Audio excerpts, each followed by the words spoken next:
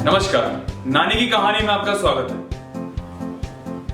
आज की कहानी कुछ आजकल के टाइम को लेकर ही है, लेकिन है पुरानी, क्योंकि इसे हमने पौराणिक कथाओं में भी सुना है, अपनी किताबों में भी पढ़ा है और नानी की कहानियों में भी सुना है। एक जंगल था, बहुत बड़ा जंगल, और उसमें हर तरह का एक जानवर रहता था, हर तरीके का। उसमें एक सबसे ज्यादा पावरफुल था हाथी, सबसे ज्यादा पावरफुल, विशालकाय, और ये उसे पता था। और उसके सामने सब छोटे छोटे दिखते हैं, उसमें बहुत ताकत है। अब क्या था, दिमाग खराब हो गया। अब वो अपने सामने किसी को समझता ही नहीं था। पेड़ उखाड़ के फेंक दिया, इसे उठा के फेंक दिया, उसे उठा के फेंक दिया, मनचाही इसको रौंद दिया। कोई फर्क नहीं पड़ता था उसपे, किसको चोट आ रही है, कौन रो रहा है, कौन हंस रहा है, कोई फर्क नहीं पड़ता। अपनी मस्ती में मस्त, किसी से कोई हमदर्दी नहीं। और इसी ताकत के गुरूर में वो मनचाहे जहां चला जाता था। एक दिन वो जंगल में घूमते घूमते एक तालाब के किनारे पहुंच गया, छोटा सा तालाब। उस छोटे से तालाब में एक मगरमच्छ रहता था। ये बिना सोचे कि उसमें कोई मगरमच्छ भी हो सकता है, अगर होगा भी तो मुझ पे क्या फर्क पड़ता है, मैं सबसे बड़ा ताकतवर जानवर हूं, अब मैं सबको देख लूंगा। वो अपनी धुन में तालाब में घुसा, और जैसे ही घुसा उसका पैर मगरमच्छ की पूंछ पे पड़ गया। अब मगरमच्छ की पूंछ पे जैसे ही पैर पड़ा, उसने पलट के ये उसके पैर को दबोच लिया और खूब खूब खींचातानी हुई। हाथी बाहर की तरफ खींचे, मगरमच्छ पीछे अंदर की तरफ खींचे।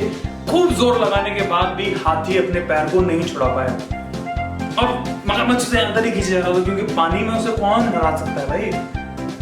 बहुत देर छीना झपटी के बाद में हाथी जब हार गया, उसे दर्द होने लगा, तो उसे लगा कि अब मैं नहीं कुछ कर पाऊंगा, तो वो चीखने लगा, बचाओ, हेल्प मी, कैसे भी मुझे बचा लो, मुझे छोड़ दे भाई, सॉरी, गलती हो गई भाई, सॉरी। बहुत देर गिड़गिड़ाने के बाद मगरमच्छ को उस पे दया आ गई, और मगरमच्छ ने छोड़ दिया। और जैसे ही रसूल को वो बाहर निकल के आया, मगरमच्छ भी बाहर आ गया। हाथी ने कहा, सॉरी भाई। सॉरी किस बात की,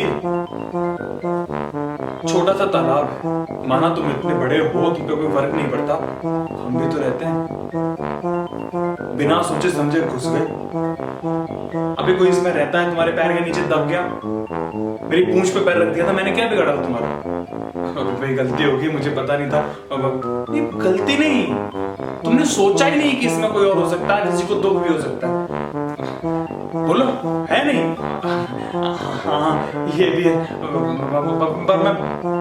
पर मैं कुछ नहीं। आज के बाद में किसी को भी बिना सोचे समझे ऐसे सताओगे नहीं तुम, क्योंकि धरती पे तुम हो सकते हो बहुत ही विशालकाय हो सकते हो, लेकिन पानी में मुझसे ज्यादा ताकतवर नहीं हो।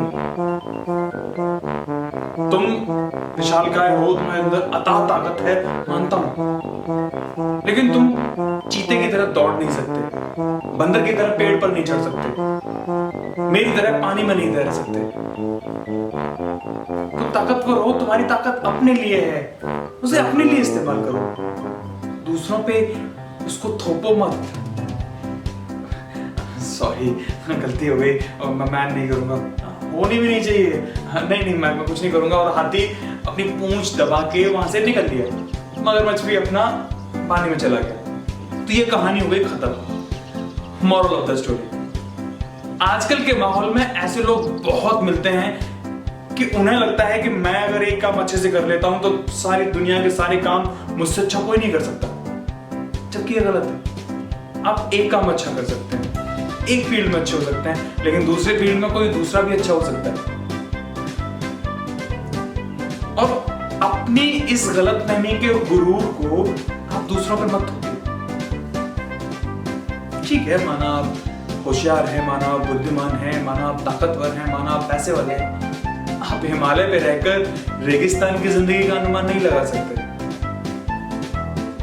सो अपनी पावर का, अपनी नॉलेज का अपने लिए इस्तेमाल करें, दूसरे की पावर को अंडर एस्टिमेट ना करें। तो ये था आज का मॉरल।